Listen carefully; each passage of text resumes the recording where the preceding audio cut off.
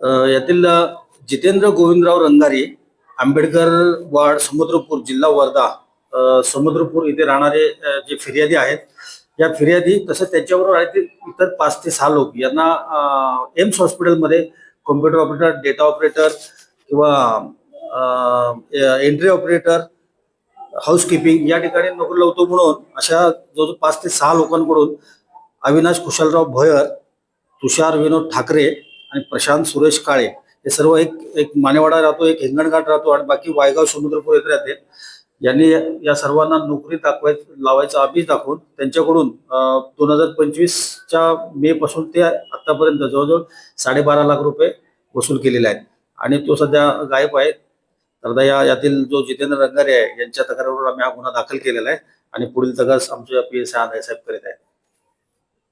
माझं जनतेला हेच आव्हान राहील की कोणत्याही ठिकाणी जर नोकरी लावून नोकरी लावायचं जर आम्ही देत असेल किंवा कोण पैशाची मागणी करत असेल तर त्या संबंधित आमचं पोलीस स्टेशन किंवा डायल 112 जे आमची हेल्पलाईन नंबर आहे या ठिकाणी त्यांनी संपर्क साधावा. असं कुठल्याही ठिकाणी पैसे घेऊन नोकरी लावली जात नाही. जोपर्यंत सदर ठिकाणी कुठे खरंच वॅकन्सीज आहेत किंवा नाही आहेत या ठिकाणी तुम्ही संबंधित संस्थेमध्ये किंवा जी कोणती संस्था ज्या नोकरीसाठी हे करतात त्या संस्थेमध्ये जाऊन खात्री केल्याशिवाय मध्यस्थीतर्फे कधीही असा पैशाचा व्यवहार करू नये.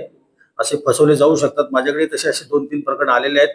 यामध्ये आम्ही आता वर्तमानपत्रामध्ये देखील प्रसिद्धी करीत आहोत. धन्यवाद.